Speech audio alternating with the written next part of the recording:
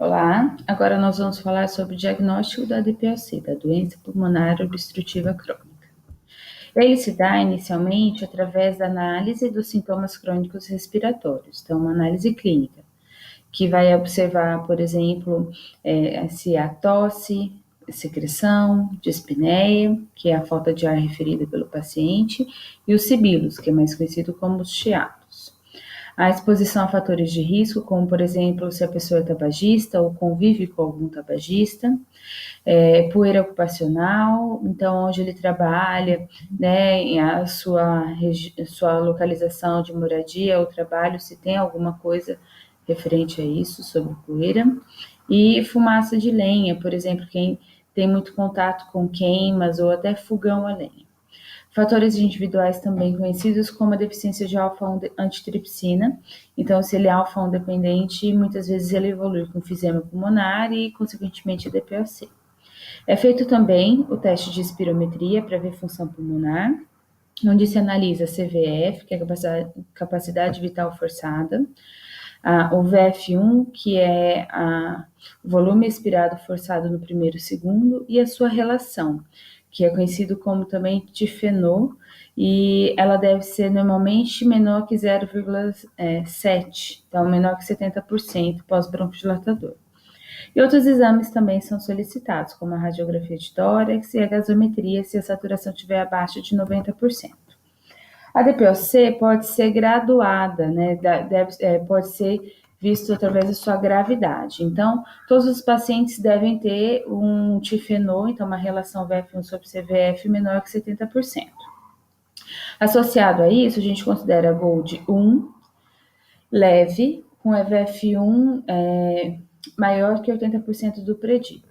O GOLD 2 é moderado, onde o VF1 está entre 50%, né, igual ou maior que 50% e menor que 80%. Então, entre 50% e 80% do predito. O GOLD 3 grave é entre 30% e menor que 50% do predito. E o GOLD 4, que é muito grave, é o abaixo de 30% do predito. Isso tudo é baseado no VF1 após broncodilatador. Então, os testes são realizados antes e depois do broncodilatador, porém, é sempre ser observado o seu valor após broncodilatador. Então, o DPOC tem um estereótipo clássico, como, por exemplo, alteração da musculatura. Então, aqui a gente vê pessoas que têm a alteração de composição muscular, né, raquíticos, com alteração aqui de musculatura respiratória acessória, né, e também aquela pessoa que tem um pouquinho mais de sobrepeso devido à sua alteração de gasto, né? Muitas vezes a pessoa fica inativa e acaba se tornando obeso, dependendo da sua nutrição. Temos que pensar também, a DPOC é uma doença só pulmonar? Eu posso dizer que não. Existe um ciclo, o círculo vicioso na DPOC, onde a DPOC gera dispneia, que leva à inatividade, né? Você tem falta de ar, você não faz nada. A inatividade leva a uma queda de condicionamento físico, e a queda de condicionamento leva novamente à dispneia, e assim vai eternamente se esse paciente não tem uma melhora no tratamento. A gente também provoca alterações do metabolismo durante o esforço. Então, o paciente com DPOC, ele tem uma limitação ventilatória ao esforço, então ele não consegue respirar mais fundo e mais rápido quando, por exemplo, vai subir uma escada, quando vai impor ao seu corpo algo mais do que o repouso. Tem o metabolismo anaeróbico que não responde tão bem, que ele prevalece, né, por falta da oxigenação adequada. Então, consequentemente, um aumento de lactato, retenção de CO2, diminuição da reserva de glicogênio e, consequentemente, uma diminuição do condicionamento aeróbico, que é o mais importante que eu posso citar para vocês. Então, o paciente não tem condição aeróbica de realizar um esforço e, consequentemente, entra naquele ciclo ou ciclo vicioso. Existe também a avaliação da redução da massa muscular. Aqui, por exemplo, é uma imagem de tomografia computadorizada de uma área de secção transversa de coxa, onde se compara uma coxa de um paciente saudável e uma coxa né, de um paciente DPOC, onde você observa que existe redução da massa muscular, né, na área de secção transversa, e isso está diretamente relacionado ao seu mau prognóstico. Então, a gente tem aqui uma visão, onde a gente tem a probabilidade de sobrevida na vertical e o tempo em anos na horizontal.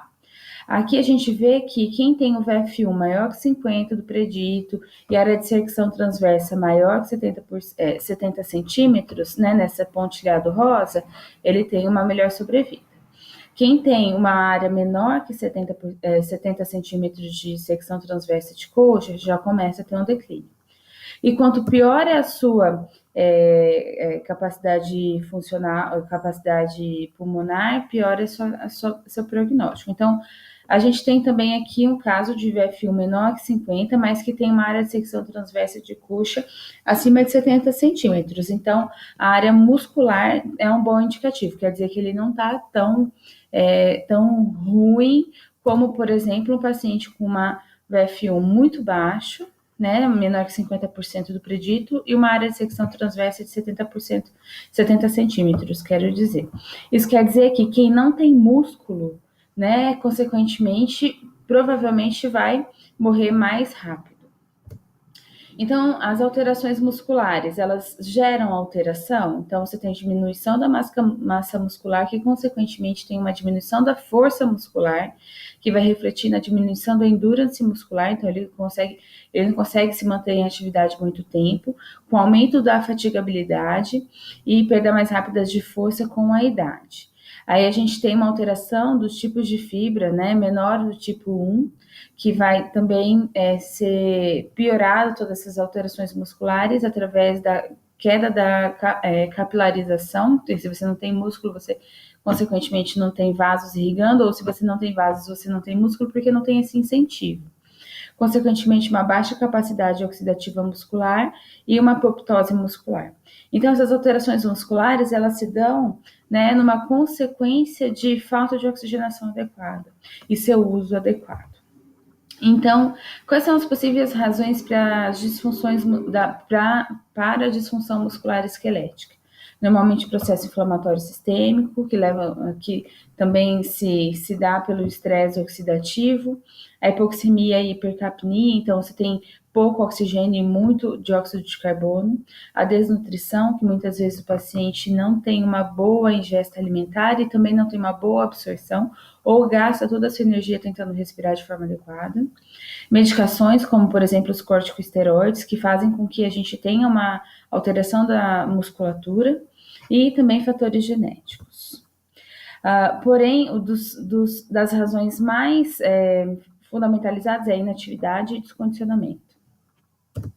A gravidade da doença também pode ser dada através do índice BOLD, né? Que ele vai avaliar o VF1. Então, a gente considera esse índice como a visualização do paciente como um todo, como, por exemplo, ele vê o IMC, então, o índice de massa magra, ele também vê o grau de obstrução através do VF1, que está diretamente relacionado, o índice de dispneia através da escala de Borg, e a capacidade de exercício através do teste de caminhada de 6 minutos. Então, a gravidade da doença tem algumas formas de ser avaliadas, mas quanto pior, por exemplo, o BOLD, ou quanto pior o GOLD desse paciente, pior a sobrevida desse paciente. Então, a pontuação vai de 0 a 10, então quanto mais alta, pior. É isso, gente. Obrigada.